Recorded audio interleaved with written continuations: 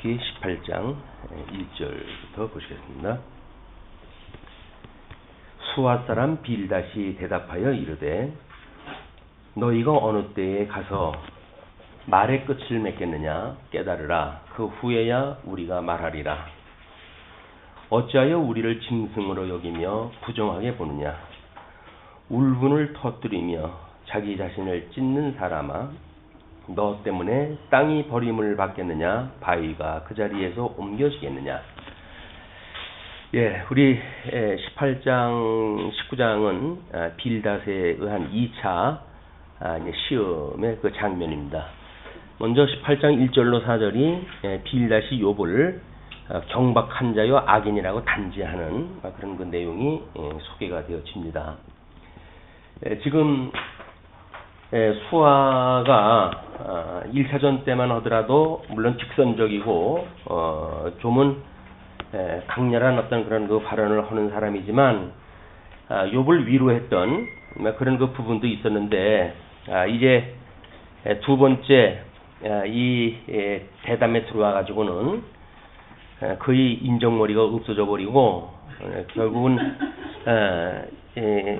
욥을 갖다 정죄하는 이런 데까지 이제 가게 되어진 겁니다. 그러니까는 신앙적 어떤 그 논리 이런 거는 이미 문제가 아니에요. 자기네 설득을 받아들이지 않는 욥의 그런 어떤 그 고집불통스럽다고 느껴지는 자기의 감정이 점점 악을 쌓아가게 되어지는 이런 그 모습을 보게 되어집니다. 우리 18장의 빌닷의 이야기를 보면서 우리가 나누어 드렸던 유인물을 보게 되면 빌닷은 어디가 틀렸는가라고 하는 그 전제를 욥은 악하지 않다라고 하는 내용과 또 욥의 지옥 경험은 예수 그리스도에 대한 예표적 섭리라고 하는 또 성도는 아직도 구속되지 않은 그런 그 몸 가운데서 살아간다고 하는 이런 그 대전제 이거를 제외해 놓고 본다면 빌닷이 하는 이야기가 구구절절이 다 옳은 이야기입니다. 전제가 틀리다는 이야기거든요. 근데 그 이야기는 결국 전제가 틀리면 다 틀리다는 이야기예요. 이런 그 문제에 있어서 형식적 논리라든지 하는 것이 얼마나 의미가 없는가를 우리는 살펴볼 수가 있습니다. 지금 빌닷이 그 1절서부터 4절까지 이게 하나님께서 섭리해 가시는 절대 주권자에 의해서 섭리되어져 가는 지금 사항이라는 거예요. 섭리라는 거야. 그렇기 때문에 지금 이 욥이라고 하는 그 친구가 자기의 그 말을 나름대로 어떤 객관적으로 받아들여야 되겠는데 너무 자기중심적이기 때문에 친구들의 말도 받아들이질 아니하고 또 하나님께서 죄가 있으므로 벌을 주었는데도 불구하고 그걸 인정하지 않는 이런 자리에 있다는 거거든요. 이건 어쩔 수 없이 사람은 자기중심적으로 살아갈 수밖에 없어요.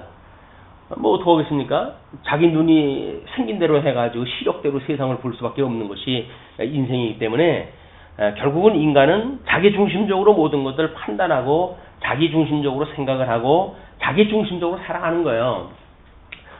그저 어떤 객관적으로 가지고 이것이 세상 논리가 이러니까 거기에 다 동의하자 이런 것은 있을 수가 없습니다. 그러니까 시어머니하고 며느리하고 입장이 다른 거고 남편과 아내 입장이 다른 거고 그런 거예요. 이게 보편적이고 사랑하는 그 가족들이 사는데 남편하고 아내하고 끔찍이 사랑한다고 해서 결혼했으니 그 사람들이 얼마나 잘 맞는 생각을 가지고 살아야 되겠어요. 근데 안 그래요. 여전히 자기 중심적이에요. 여전히 자기 경험적이고 그렇기 때문에 이렇게 우리가 하나님의 말씀을 제외해 놓고는 우리 객관적 동의를 또 할 만한 그런 그 세상이 아니라는 것이 대전제입니다. 그렇기 때문에 우리는 할 얘기가 없어요. 사실은 하나님이 우리들에게 그런 은혜의 자리를 두시지 않으면 어쩔 수가 없는 입장이기 때문에 그게 안 되는 건데 일단 빌닷은 어떻게 보게 되면 지금 자기네들의 그런 그 온전한 삶에 대한 것을 전제하고 그리고 지금 고난을 받고 있는 욥은 하나님 앞에 범죄를 했기 때문에 지금 고난을 당한다고 하는 이 천리인데 이건 하늘에서 내려준 불변의 진리예요. 그들이 알고 있는 신관에 의할 것 같으면 욥이 그걸 반대한다고 하는 데 있어서 빌닷은 지금 화가 났어요. 위로로 한 사람이 와가지고 화를 내는 거예요. 그럼 위로를 갖다 하지 말든지. 누가 위로를 갖다 하러 오라고 그랬어요? 뭐라 그랬어요? 위로를 갖다 하러 와가지고 지만 안 들었다고 성질을 갖다 내니까 어떻게 하면 좋아요 이걸? 방법이 없어요. 이거 해결할 방법이. 이건 결국 하나님께서 무엇인가 그 죄를 정하고 그리고 욥으로 하여금 대속죄를 지나게 하고 그런 일련의 속죄 사건이 아니면 하나님의 그 섭리로 말미암지 않으면 해결할 방법이 없는 그런 그 과정 논리에 지금 우리가 2차 빌닷의 이야기를 듣고 있는 겁니다. 그러면서 2절에 그렇게 이야기를 하죠. 너희가 어느 때에 가서 말의 끝을 맺겠느냐? 친구들이 이제 그 엘리바스나 또는 그 소발이나 이 친구들이 이야기를 계속 했는데도 불구하고 욥을 설득을 못 시키잖아요. 물론 자기도 포함되어진 이야기지만 근데 이제 듣자 이제 엘리바스 이야기가 끝나고 자기가 하는 이야기가 어느 때에 가가지고 말의 끝을 맺겠느냐. 이것이 정말 천리가 되어져서 누구도 부정할 수 없는 막 그렇게 해가지고 욥이 거기에 수긍하고 이런 데까지 가겠느냐. 그런 그 이야기죠. 그러니까 그 후에야 우리가 말하리라. 예, 그런 그 일련의 그런 어떤 자기가 수용할 수 있는 그렇게 되어져야 말을 갖다 하겠다 그 이야기죠. 그러면서 욥을 이렇게 실책을 합니다. 어찌하여 우리를 짐승으로 여기며 짐승으로 여긴다는 이야기는 짐승이 자기의 본능대로 살아가는 존재 아닙니까? 그러니까는 욥이 자기가 분명히 죄를 졌다고 해가지고 위로차 와가지고 위로를 갖다 하는데 엉뚱한 이야기로 공박을 갖다 하고 그러니까 우리를 네가 짐승처럼 여기느냐 그런 그 이야기죠. 그리고 우리를 너처럼 부정하게 보느냐 그런 그 이야기예요. 우리는 멀쩡하지 않느냐? 너는 죄 때문에 망했지만 나는 우리들은 멀쩡한데 내가 어떻게 그렇게 생각할 수가 있겠느냐? 그렇게 이야기를 하면서 울분을 터뜨리며 자기 자신을 찢는 사람아 하나님 앞에 원망하고 자기의 생일을 저주하고 이랬던 욥에 대한 그 이야기죠. 울분을 터뜨리며 자기 자신을 찢는 사람아 너 때문에 땅이 버림을 받겠느냐 바위가 그 자리에서 옮겨지겠느냐. 그러니까 지금 욥이라고 하는 그 하나의 그 인간을 중심으로 해가지고 하나님께서 천지를 지금 지으신 그 하나님 아니에요? 그리고 천지의 만물을 주재하시는 대주재자 되시는 분이란 말이에요. 이 대주재자 되시는 분은 물론 욥이라고 하는 그 인간이 포함되어져 있는 친구들도 마찬가지지만 그 인간도 하나님께서 섭리를 하신단 말이에요. 이때까지 만들어진 세계관이 뭐냐면 하나님은 착한 사람에게 상을 베푸시고 악한 사람에게 벌을 주신다고 하는 이것이 이들이 가지고 있는 신관이란 말이에요. 신관이에요. 그러니까 하나님이 착한 사람은 벌을 주고 상을 주고 악한 사람을 벌을 주는 것이 하나님께서 여지껏 우리들에게 알려주신 이 어떤 그 불변의 진리인데 네가 어떻게 우주의 중심에 앉아가지고 이런 천리를 네 마음대로 바꾸느냐 그 이야기예요. 맞아요. 맞죠. 우리가 얼마나 자기중심적입니까? 밀양에서도 결국은 자기가 하나님 앞에 죄를 용서받았다고 하는 그 살인자의 이야기도 하나님을 믿는다고 하는 신관 안에서 자기는 죄가 없다는 거예요. 이제 왜 하나님이 용서를 다 해주셨으니까. 이것이 어쩔 수 없는 자기중심적인 인간들의 한계이기 때문에 지금 이 욥기를 통해 가지고 우리는 신정적 하나님의 우리 그 전능성을 확인하다 해가는 거란 말이에요. 그러면 대주자자 되시는 분이니까 정능성은 우리가 다 공감을 갖다 해요. 그런데 욥도 친구도 지금 이제 그 갈등이 일어나는 것이 뭐냐면 하나님은 상선 벌학을 갖다 하셔야 되는 분인데 그러면 욥이 스스로 생각을 할 적에는 나는 왜 죄가 없는데 지금 하나님께서 상을 안 주고 벌을 주고 계시는가 라고 하는 것이 욥의 고민이고, 친구들의 또 그 뭐 변론하는 그 이야기는 네가 지금 이 고난을 받고 있는 거 보니까 네가 악하기 때문에, 죄 때문에 네가 이렇게 되어지는 것이 너무나 분명한 사실인데 왜 이 두 개가 합의를 갖다 못 이루는가. 이것이 서로 객관적인 시간으로 해가지고 이게 상대적으로 보는 그 시각이란 말이야. 이걸 묶어내는 것이 내재적으로 초월되어져 있는 신관을 우리가 가질 수가 있어야 되는데, 그 내재적이라고 하는 것이 심정적이라는 거 아니에요? 이거는 어떤 일이든 친구가 봤던 욥이 봤던 하나님은 지금 이렇게 섭리하시는 것이 옳다라고 하는 대전제란 말이에요. 그러면 상선벌학이라고 하는 원리를 가지고는 신정적이라고 하는 이 신정론의 해답이 떨어질 수가 없습니다. 신정론이라고 하는 것은 악한 사람에게도 하나님께서 망하기도 하시고, 선한 사람에게도 하나님께서 망하기도 하시고, 악한 사람에게도 하나님께서 잘되게 하시고, 세상의 이 부조리라고 하는 그것이 하나님의 옳다고 하는 대전제 속에 봐야 되는 거거든요. 그래야 정답이 떨어져요.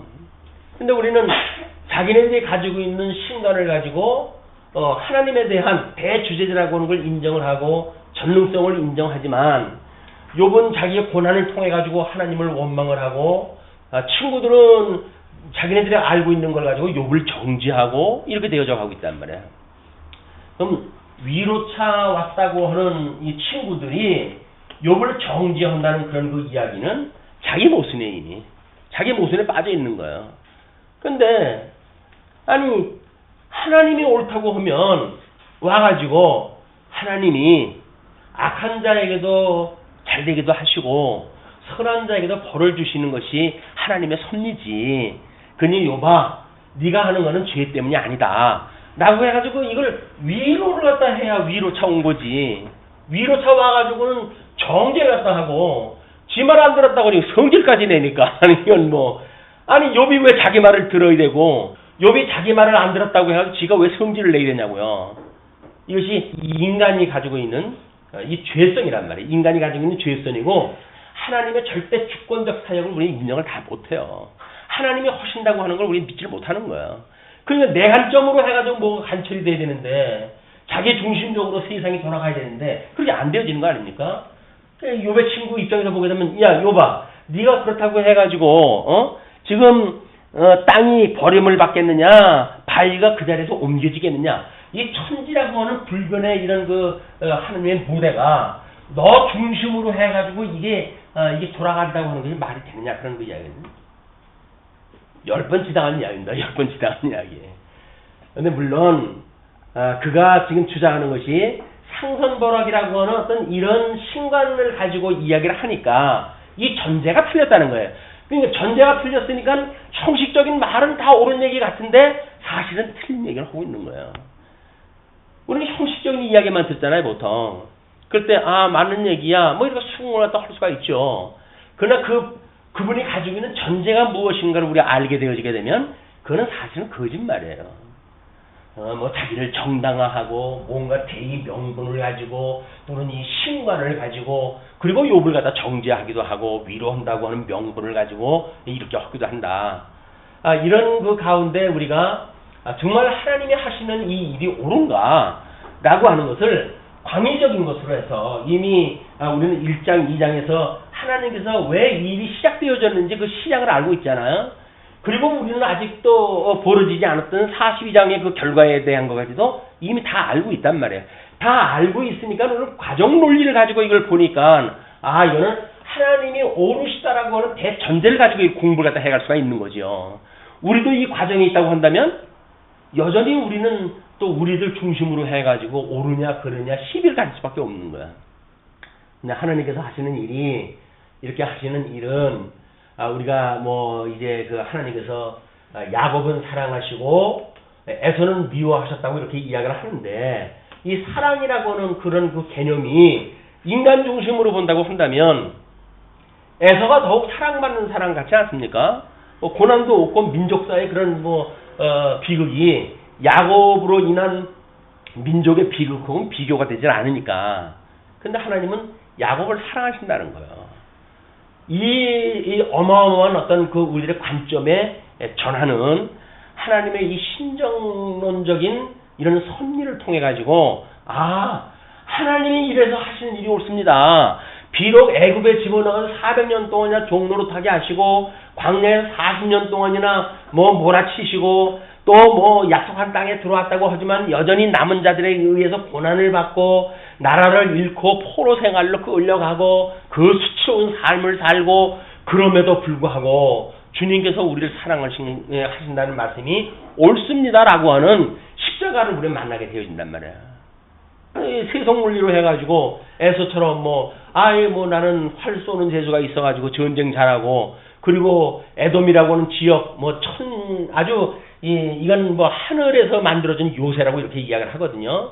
그 요새를 누리고 외세에 침략 없이 살아가는 이런 에돔이라고 하는 그 나라를 일구었던 에서의 그런 그 모습을 보게 되면 우리는 에서의 입장에서 이것이 더 행복하다고 보여지겠죠. 과정 논리에서 에서만큼 자기 살고 싶은 대로 사는 사람이 어디 있어요? 야곱은 자기 고백처럼 험악한 인생을 살아왔잖아요. 자기 개인사적인 입장에서 봤을 적에도 험악한 이 세월을 살았던 사람이고, 그리고 민족사적인 입장에서 본다고 하더라도 이루 말할 수 없는 비극의 역사의 반복이었어요. 그런데 하나님이 옳으십니까? 그렇지, 우리가 이게 그렇습니다라고 동의가 되어져야 우리는 십자가를 아는 사람들의 이야기다, 그 이야기예요. 하나님도 약속하시지. 하나님만 섬기려고 살아가는 사람인데 나한테 이럴 수가 있어요, 저럴 수가 있어요 라고 한다면 이미 우리는 신정론적인 그런 신간이 없는 사람들이에요. 내 중심적으로 필요에 의해서 하나님을 만들고 하나님의 이론도 만들고 그래가지고 그걸 방패막으로 삼고 세상을 살아가는 수단으로 삼고 하는 모든 세속주의가 그거 아닙니까? 하나님의 이름으로 그 사람들이 세속주의를 갖다 펴갈 수 있는 그 이유가 뭐가 있을까요? 그 이야기예요. 하나님께서 자기 중심적으로 복을 주신다는 거예요. 근데 진짜 복을 받았어요. 그 자기 경험이 옳은 거 아닙니까? 그러니까 도시락 싸가지고 다니면서 다른 사람 설득을 하죠. 이렇게 하면 복 줍니다. 저렇게 하면 복 줍니다. 근데 이미 복 있는 자는 창세전서로부터 예정되어졌어요. 그리고 아담에게 이루어서 실질적으로 언약되어지기를 복을 주시고 그 복을 불순종한 모든 인류를 하나님께 저주 아래 가둬버리신 거예요. 지금 이런 일어나는 일련의 사태, 이건 저주 아래 있는 사람들의 이야기입니다. 절대 악속에 빠져져 있는 사람들의 이야기예요. 절대 악에서 무슨 선을 찾고 악을 찾고 그러니까 여기서 무슨 정답이 나오겠어요. 코막고 답답한 일이 지금 벌어지고 있는 거지만, 그러나 하나님께서 당신이 옳으시다라고 하는 그 이야기를 이걸 어떻게 설명을 하면 되겠어요? 그 평생을 살아왔던 이스라엘 백성들도 바벨론의 포로로 끌려갔다가 돌아온 뒤 하나님 앞에 우리를 도대체 사랑하시는 겁니까? 라고는 이 사랑에 대한 확인이 안 떨어지잖아요. 그 사랑이 확인 안 되는 사람들한테 이걸 알려줄 수 있는 방법이 뭐가 있어요? 거의 1500년의 역사를 통해 가지고 내가 너를 사랑한다고 하는 사랑을 메시지를 갖다 보냈는데 1500년이 지나가지고 하나님이 우리를 뭘 사랑을 했습니까? 이렇게 이야기를 해버리니까 이거는 이런 식으로 해가지고 설명을 하지 않으면 하나님의 사랑을 표현할 방법이 없어요. 내가 이렇게 하는 것이 옳은 거야. 나는 의로운 분이기 때문에, 나는 공의로운 하나님이기 때문에 악한 자는 다 멸하고 그 중에서도 내 마음에 드는 자, 창세전에 그리스도 안에서 예정되어진 자, 선택되어진 자 몇 명만 내가 불러낼 거야. 그들만 내 자녀를 삼을 거야. 하나님 그렇게 하신단 말이에요. 근데 거기 이유가 뭐가 있어요, 이게. 그래서 어떤 이 살아가는 삶에서 조건이 뭐가 있어요. 그러니까 이런 조건을 따지고 이렇게 하는 그거는 이미 하나님의 절대 주권이라고 하는 이걸 놓치고 있기 때문에 지금 이 빌닷이라고 하는 친구가 화를 내면서 지금 이 일을 갖다 이야기하는 거죠. 자, 그런데 이제 문제는 5절서부터 21절까지가 악인에게 닥칠 재앙을 말하지 않습니까? 이건 이루 말할 수 없는 저주입니다, 지금. 자, 이 천지는 변할 수 없는 장소라고 그랬어요. 그런데 지금 이 천지를 통해 가지고 지금 이 빌닷이 이야기하고 싶은 거는 내가 지옥에 떨어지는, 이 지옥에 떨어져 가는 이 과정을 내가 설명을 할게. 그 이야기예요. 이건 이제 정죄의 수준을 넘어서 가지고 이건 저주를 갖다 하는 데까지 이르는 거야. 이거는 우리가 위로로 시작되어졌던 일이 동의가 안 되면 정죄, 이걸 정당화하기 위해서는 죄를 정해야 되고, 죄를 정했는데도 불구하고 수긍을 갖다 안 한다고 한다면 저주가 더 나. 이렇게 돼야 되는 것이, 이것이 사악한 인간들이 가지고 있는 이 구성이에요. 이건 아무리 마음이 착한 사람은 소용이 없어요. 그래서 우리 부처 반토막 같다고 하는 그런 사람들이 있어요. 그저 이래도 좋고 저래도 좋고 하는 사람들이 있거든요. 그래서 그 사람들이 그러면 그런 사람들은 선한 사람인가? 아닌 거야. 오죽하면 이래도 좋고 저래도 좋다고 그러겠어요. 그것만큼 고집 있는 사람이 어디 있어요? 다른 사람이 아니라고 그러는데도 그래 그럼 그렇지 뭐. 그러면 이렇게 돼. 그러면 그래 그렇지 뭐. 그 이야기는 뭐예요? 네 이야기 안 듣겠다는 이야기예요. 이래도 좋고 저래도 좋다는 이야기 안 듣겠다는 이야기예요. 공감이 되어져 동의되어지는 이야기래야 내 이야기에 동의한 거지 라고 해서 이 이야기가 되어지는데, 이 이야기 갖다 해도 그래, 저 얘기해도 그래 라고 하는 그 이야기는 뭐예요? 돌아서게 되면 네 이야기하고는 내 이야기하고는 생각이 다른 사람이야. 그 이야기예요. 그러기도 하고 저러기도 하죠. 이게 무슨 하회와 같은 마음이 있어가지고 다 수용을 또 하는 겁니까? 안 되는 거예요. 인간의 이런 어떤 악한 심리, 이런 것들이 이 욥기에 처처에 지금 이렇게 기록이 되어져 있음으로 해가지고 오직 하나님만 오르시다. 인간 모든 불의하다는 거예요. 인간 모든 불의하다. 그래서 마지막에 가가지고 하나님께서 그들을 용서하시고 그리고 제사를 드리는 그 일로 인해 가지고 여기서 회복이 되어지는 거지, 이걸로 해서는 안 된다는 거야. 우리 빌립보서에서 기도할 때에도 보게 되면 뭐라 그래? 순서를 하늘에 가시는 하나님 앞에 기도하라 그래. 이제 그 대상이 하나님 앞에 기도를 갖다 하죠. 그리고 이 찬양과 감사를 갖다 하도록 되어져 있어요. 찬양과 감사를 갖다 해요. 그리고 그 이야기의 핵심의 내용이 뭐냐면 크게 두 가지가 있는데, 우리는 예수 그리스도의 죽으심과 부활을 갖다 믿지 않습니까? 이 부활을 믿는 사람들의 기도의 내용은 뭘까요? 결국은 회개를 갖다 통하지 않고는 기도가 안 되는 거예요. 자기 회개를 통해 가지고 우리는 하나님 앞에 강구를 갖다 할 수가 있는 거예요. 근데 회개도 안 하고 강구만 짓다 해버리니까 죽지도 않고 살겠다는 이야기나 다른 바가 없잖아요. 그리고 아멘으로 해가지고 신앙을 고백을 갖다 하는 것이 우리 빌립보에서 이제 우리가 배웠던 그 기도의 정형이었어요. 물론 주기도에서 이야기했던 그런 그 내용도 마찬가지지만, 그러니까 이 회개와 강구, 이걸 거기서는 기도와 강구라고 이렇게 구분할 때 했죠. 기도와 강구로 이야기할 때 했는데, 그러니까 예수 그리스도의 죽으심과 부활이라고 하는 이 우리의 머리 대신, 그 머리 대신 주님의 이름으로 기도한다는 이야기는 주님의 원리에 의해서 그것이 되어졌을 때 이것이 기도가 되어지는 거지, 주님의 원리에 상관없는 내 소원 구하고 내 뜻 구하고 그게 하나님하고 뭐 상관 있어 이게. 그냥 우리는 신앙생활을 백날을 하고 새벽 기도를 수십 년을 갖다 했어도 결국은 자기 회개 없는 강구를 갖다 해온 것이 우리들의 기도 생활이었어요. 또 어떤 사람은 죽어라고 회개하는 사람만 있잖아요. 눈물 콧물 흘리고 맨날 회개만 하는데 회개를 갖다 해도 하나도 바뀌는 게 없어. 왜?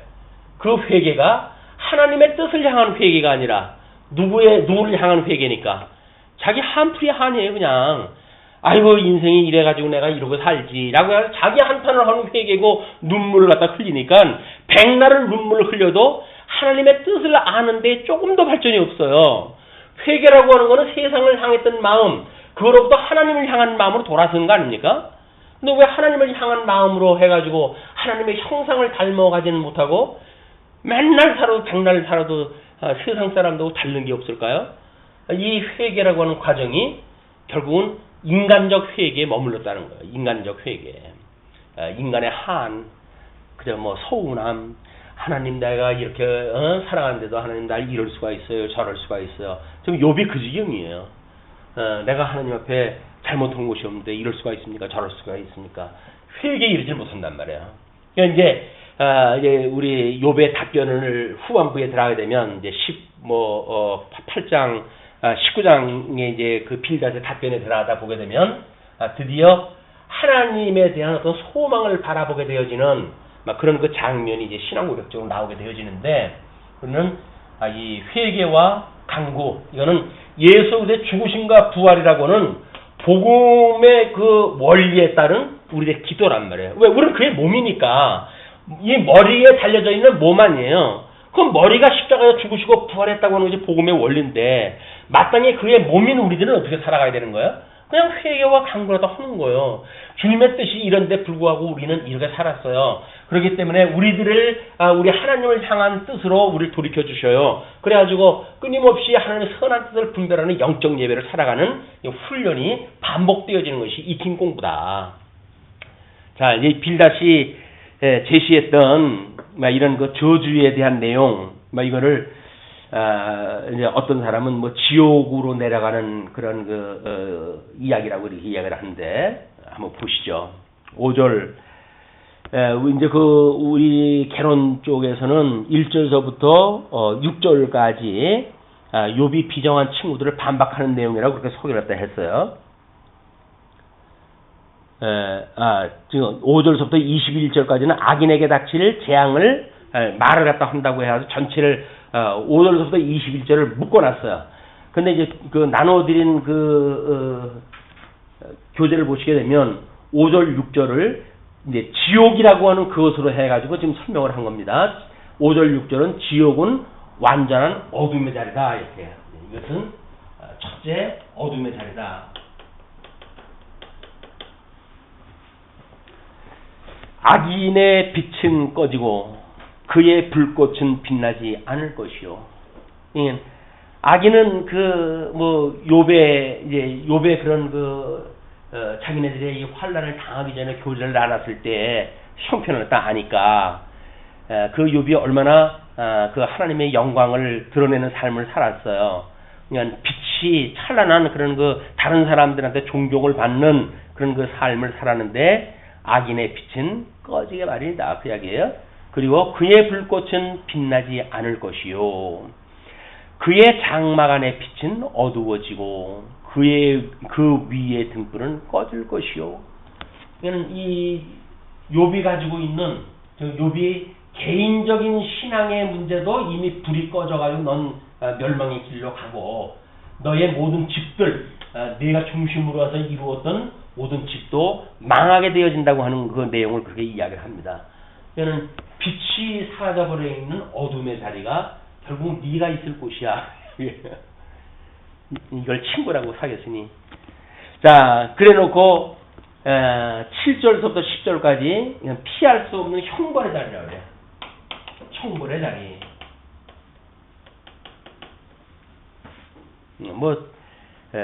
마저 또 싹 그 얘기예요. 그의 활기찬 걸음이 피곤하여지고 그가 미련한 꾀에 스스로 빠질 것이니, 이는 그의 발이 그물에 빠지고 올가미에 걸려들며 그의 발뒤꿈치는 덫에 치이고 그의 몸은 올무에 얽힐 것이며. 이는 지금 이 욥이 가지고 있는, 욥이 지금 당하고 있는 이 형벌의 자리, 이 지옥으로 내려가는 그 길은 이게 형벌의 자리이기 때문에 내가 당하고 있는 이런 것들이 마땅하다, 그런 그 이야기죠. 그렇기 때문에 그 활기찼던 걸음이 피곤하여지고 그리고 미련한 꾀에 스스로 빠질 것이다. 우리는 아마 하만과 모르드게라고 하는 그 사건을 통해 가지고 하만이 중국시 모르드게를 갖다 미워했어요. 그래가지고 결국 모르드게를 죽이기 위해 가지고 자기 집에다가 긴 장대를 세워놨는데, 일단 이제 매달아 죽이려고. 근데 결국은 하만이 팠던 그런 그 함정에 모르드게가 매달리는 것이 아니라 스스로가 매달리게 되죠. 스스로가. 그래서 지금 빌닷이 하는 이야기는 욥을 지금 그 비난의 자리를 몰고 나가고 이런 논리가 다 피거든요.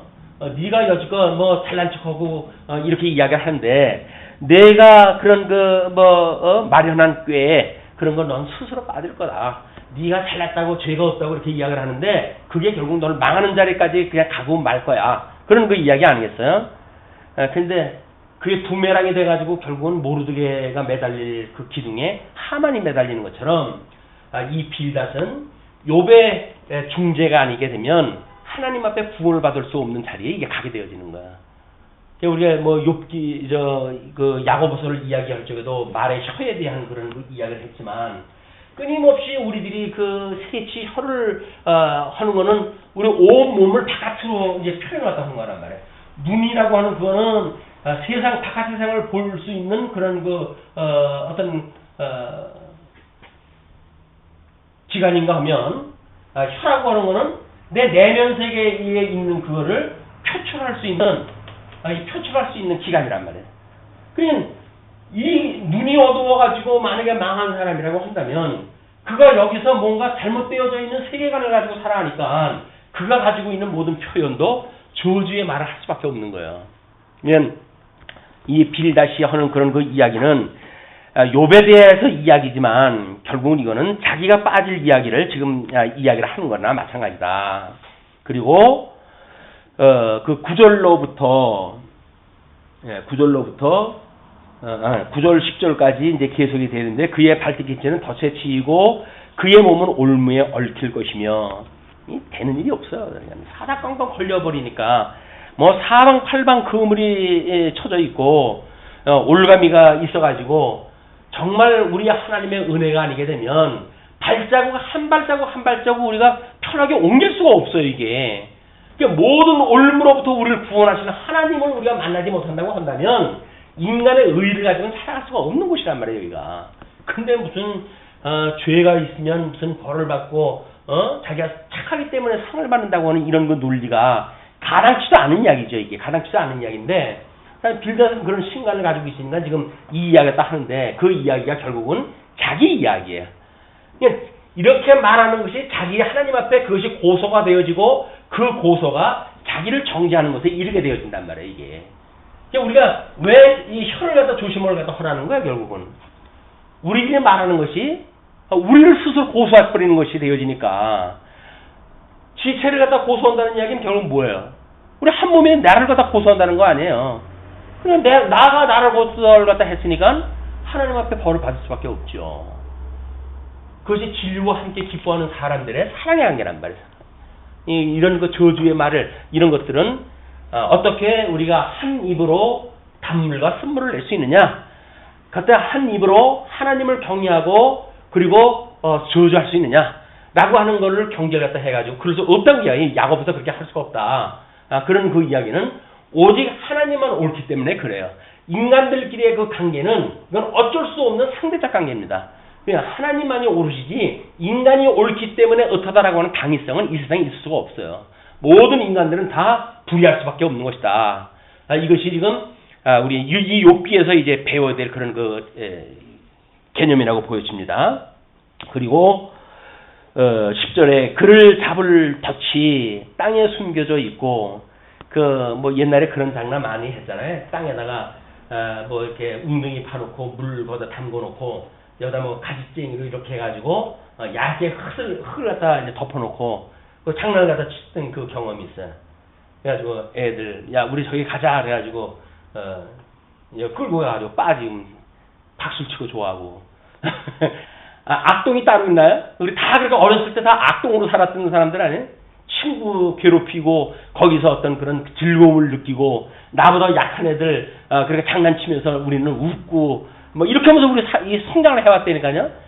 어렸을 때부터 우리가 해왔던 것이 결국은 악동으로 해서 우리 성장을 해왔기 때문에 예수 그리스도로 말미암아 구원을 받았음에도 불구하고 우리들이 가지고 있는 이 죄성은 몸이 익혀 있고 있는 이런 그 속성은 결국은 악동이야, 악동. 악의 그런 늘 노출되어져 있는 우리들의 모습이다.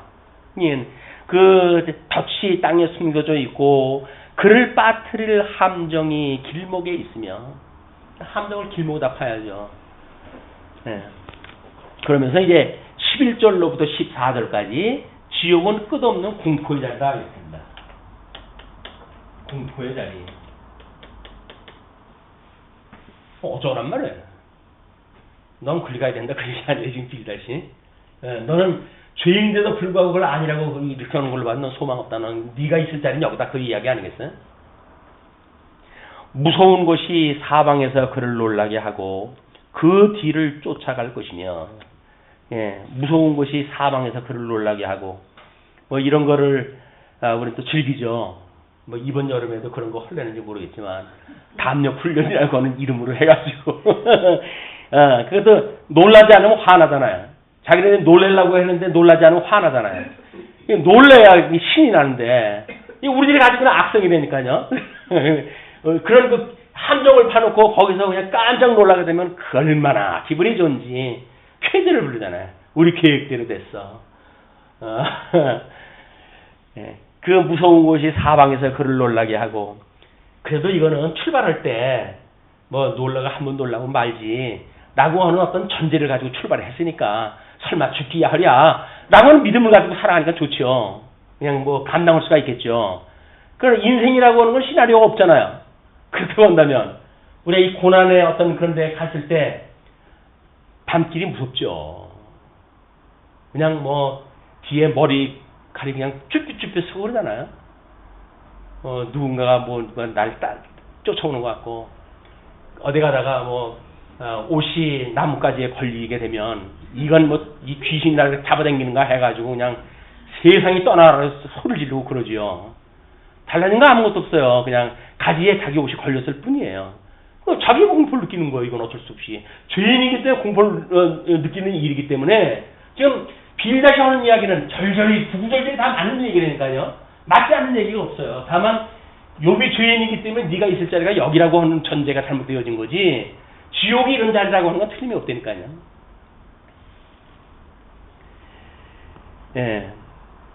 그리고 그의 힘은 기근으로 말미암아 쇠하고 그 곁에는 재앙이 기다릴 것이며, 욥이 잔치를 갖다 펴가지고 수많은 사람들을 구제하고 같이 먹고 이랬던 그런 일들이 기근으로 말미암아가지고 쇠해져 버리고 그 곁에는 재앙만 기다리고 있습니다. 뿐만 아니라 13절 질병이 그의 피부를 삼키리니 곧 사망의 장자가 그의 지체를 먹을 것이며, 질병이 그의 피부를 삼킨대요. 그러니까 결국 그 욥에 지금 피부병으로 해가지고 말도 못하는 그 고통이 있는데 그 질병이 그의 피부를 삼키고 곧 사망의 장자가 그의 지체를 먹을 것이며, 그건 우리 예수님 하나님께서 저주를 갖다 내릴 때 그렇게 했죠. 뱀은 흙을 먹을 것이며 그렇게 이야기를 했으니까 흙으로 내려가는 그런 인생 먹는 것이 결국은 이 사망의 장자가 그걸 먹을 거 아니겠어요?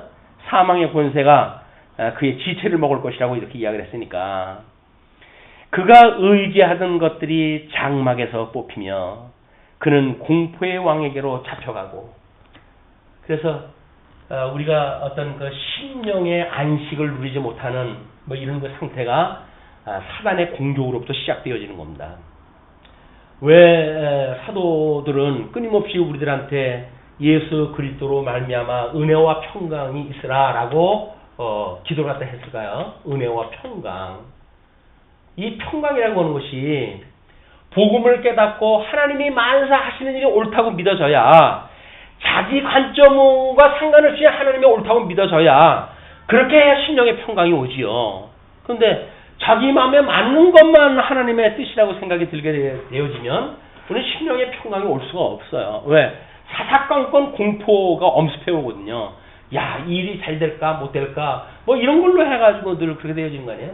성공할까 실패할까? 그 좀 세속적 관점이에요. 잘 되면 하나님이 사랑을 갖다 해서 주시는 일이고, 안 되면 하나님이 벌 주시는 것이고 라고 하는 이런 사람들의 시간을 그대로 가지고 우리가 신앙생활을 하니까 예수님을 믿는데도 불구하고 심령의 평강이 없는 거예요. 끊임없이 불안, 불평 이런 걸로 해가지고 가져 있기 때문에 우리는 이 평강을 놓치고 산다. 이거는 하나님의 은혜를 놓쳤기 때문에 나타나는 결과적인 현상이죠. 하나님이 우리를 이 죽었던 공포의 자리에서 불러내가지고 예수 그리스도로 말미암아 생명의 세계로 옮겼다는 거 아닙니까? 그분으로 말미암아 옮겼다고 하는 이 은혜의 감동이 심령의 평강을 주는 거예요. 그런데 공포의 자리에서 옮겨졌다고 하는 확신이 없으니까 끊임없이 불안하고, 그래가지고 아이고 이거 100년 시대인데 노후 관리를 갖다 어떻게 해야 되나, 뭐 노후 이걸 내가 어떻게 살아야 되나, 이러고 살아가는 거예요. 염려하고. 그러니까 지금까지는 자기가 뭔가 잘 경영을 갖다 해가지고 살아갔다고 하는 욥에 놀려고 다를 게 없죠. 근데 그렇지는 않습니다. 지금까지 우리가 살아왔던 모든 여정이 하나님의 은혜로 온 거예요. 여기까지가 은혜로 온 거예요. 뭐 우리가 잘 됐든 어떻게 됐든지 간에 오늘 여기까지 이른 거는 하나님의 은혜였다. 이것이 믿어져야 되는데, 그래도 내가 이렇게 잘했으니까 여기까지 왔죠 라고 해서 자꾸 자기 영광을 드러내려고 하니까, 하나님 자리에 올라가고 싶으니까 하나님이 있을 자리가 있어야죠. 하나님 앉아 계신 자리를 갖다 자꾸 밀어내고 자기 앉아버렸으니까 하나님이 계시지 않으니까 불안하고 이런 그 인생 살아갈 수밖에 없다. 이것이 지금 공포의 자리에 있다고 하는 것을 고발하는 그런 그 내용입니다. 그러면서 이제 15절로 16절 지옥은 완전한 파멸의 자리다. 파멸의 자리.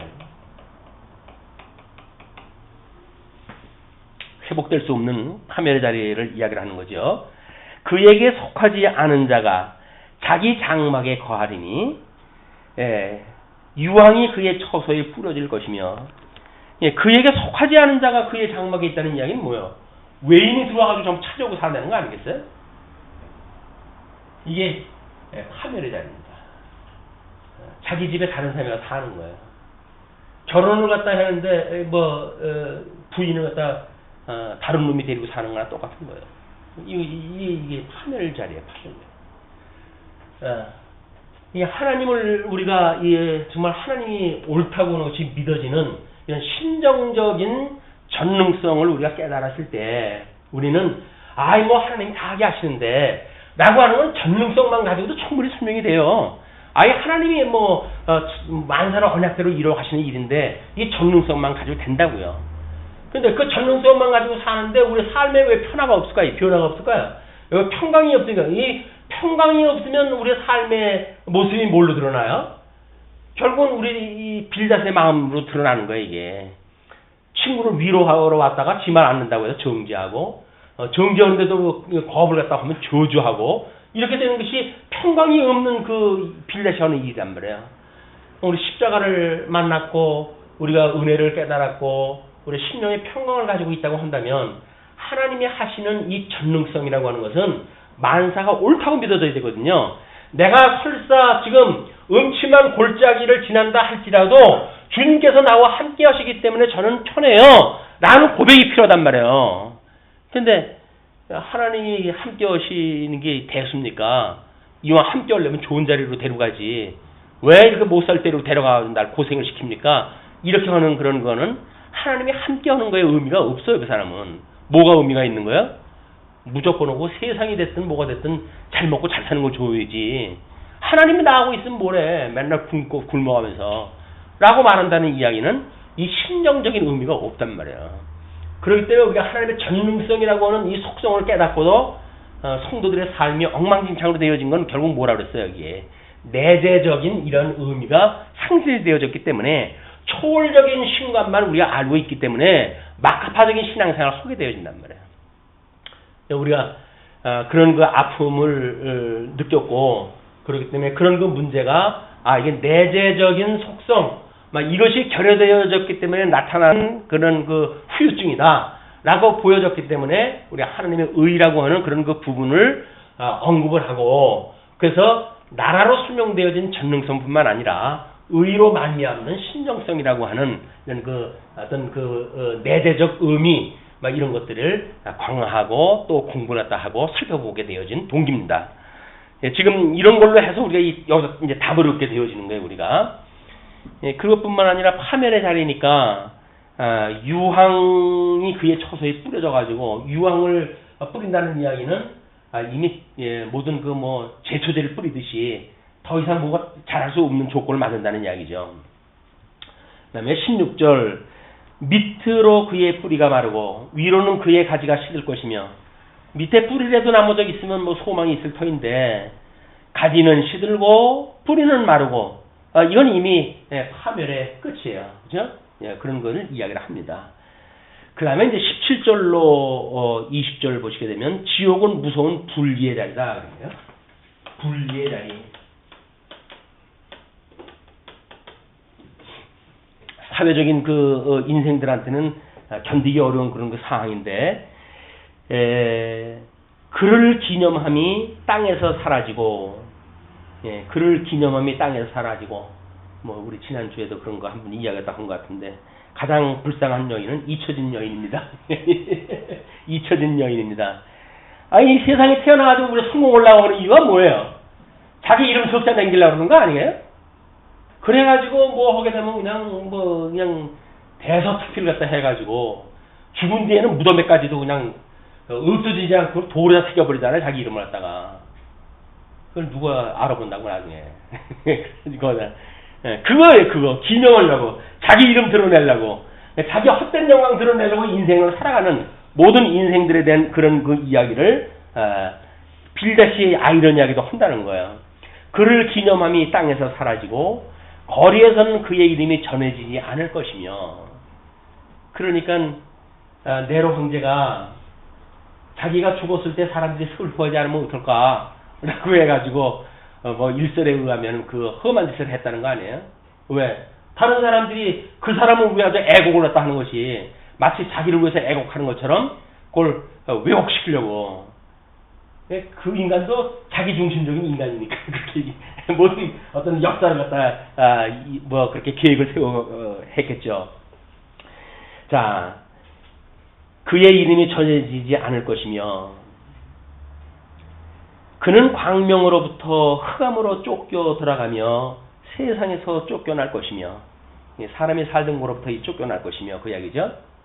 그러면서 19절 그는 그의 백성 가운데 후손도 없고 후예도 없을 것이며 그가 거하던 곳에는 남은 자가 한 사람도 없을 것이라. 이것은 외로운 거 없어요. 예? 백성 가운데 후손이 없어. 우리는 그냥 아들아 그러잖아요. 왜? 자기 씨가 그걸로 해야지 본성되어진다고 생각이 되니까. 근데 진리의 어떤 그런 그 씨를 우리가 받고 새로운 피조물이 되어졌습니까? 그러면 결국 우리는 이 진리의 자손이 본창되어지는데 관심 가져야 되는 거 아니에요? 그런데도 여전히 우리는 진리는커녕 내 씨앗이 잘 돼야지. 내 씨가 성공하고 내 씨가 뭔가 출세하고 하는데 온 관심이 빠져버리고 있는 거예요. 그리고 신령한 이런 어떤 여기서 백성들 후손들은 진리의 후손들은 내가 꼭 해야 되나? 다른 사람이 해도 하지. 왜 안 되겠어요? 하나님이 어린이 해가시겠어요. 문제는 나하고 상관이 없다는 거예요. 하나님이 해가신다니까요. 문제는 나하고 상관이 없단 말이에요. 나하고 상관없는 하나님의 일이 도대체 하나님을 믿는 우리들하고 뭔 상관이 있어요?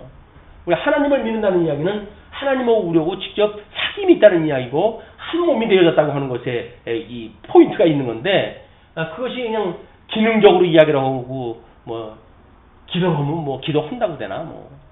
왜 아니겠어요? 기도 안 해도 될 건 되죠. 문제는 나하고 상관없는 일이 이루어진다는 거예요. 이것이 이 내재적 어떤 걸 하나님의 속성을 이렇게 모르고 있는 사람들, 물론 여기서 일어나고 있는 거는 어떻게 보게 되면 내재적인 그런 그 원리, 이것만 가지고 설명하는지 모르죠. 이 사람들은 이런 어떤 인과응보의 원리라고 하는 거는 과정적 논리를 가지고 설명하는 거기 때문에 그렇습니다. 그러니까 조화가 안 되는 거예요. 우리가 이런 초월성과 내재성, 이것이 어떤 하나로 묶어낼 수 있는 세계관이 만들어지지 않는 모든 세계관은 모순에 빠질 수밖에 없어요. 그러니까 초월성을 부정을 해버리고, 우리 니체가 하나님을 제거시킨 이유는 뭐예요?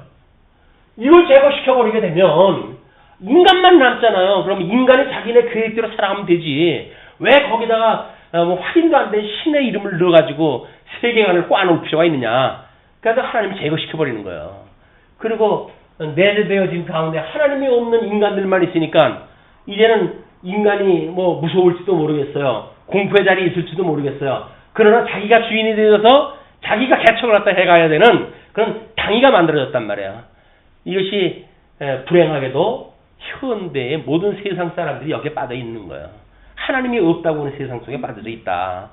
하나님께서 도대체 우리는 뭔데 이 살아계신 하나님을 믿게 하실 뿐만 아니라 그분의 속성을 내재적이기도 하고 초월적이기도 한 철학적인 사고로 해가지고 서로 묶여질 수 없는 이런 그 두 가지의 이 어떤 관계를 우리한테는 어떻게 이걸 하나로 꿰뚫어 알 수 있게끔 해주셨단 말이에요. 플라톤 이후에 이원론이라고 하는 거는 기독교계에 편만해져 있던 사상입니다. 그런데 이원론을 극복할 수 있는 세계관이 없어요, 그동안. 근데 우리는 이 이원론이 아니라 이론론적인 이론론이라고 하는 걸 우리가 찾아냈잖아요. 그렇기 때문에 우리는 이 세상에 살고 있으면서도 영원한 세계를 우리가 소망을 하고 그걸 여기서 배우고 깨닫는 성도의 삶을 살아갈 수가 있단 말이에요. 이건 이 시대에 우리에게 주어졌던 하나님의 놀라운 상급입니다. 놀라운 상급. 여호와가 우리의 상이지 누가 뭐가 상이에요. 그 세상에 썩을 걸 가지고 우리가 그걸 상이라고 생각이 드니까 엉터리 논리가 나올 수밖에 없는 겁니다. 우리는 세상에 썩을 거에 우리가 상으로 여기질 않습니다. 우리는 영원히 썩지 않냐 하나님이 우리의 상급이시오 라고 시편 기자가 노래했던 것처럼 그분이 우리의 상급인 거예요. 그분이 우리를 부르셨어요. 그리고 우리가 사랑한다고 하십니다.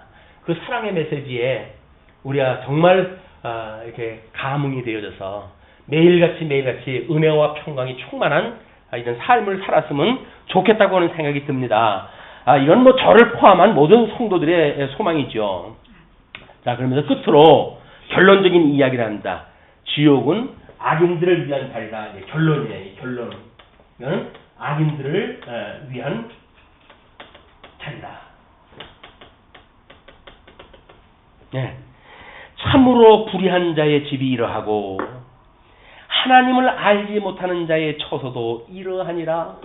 하나님을 알지 못하는 모든 죄인들, 지옥 백성들이 가지고 있는 일들이 불의한 자의 집이 어둠의 자리고 형벌의 자리고 공포의 자리고 파멸의 자리고 불의의 자리다. 이렇게 이야기를 하면서 이게 더 이상 할 얘기가 없다. 너는 이미 지옥에 저 제일 바닥에 들어가 있을 너한테 더 이상 할 얘기가 없어 해가지고 입을 닫습니다. 이회전 입을 닫아요. 그러면서 이제 우리 욥의 5번째 항변이 시작이 되어집니다.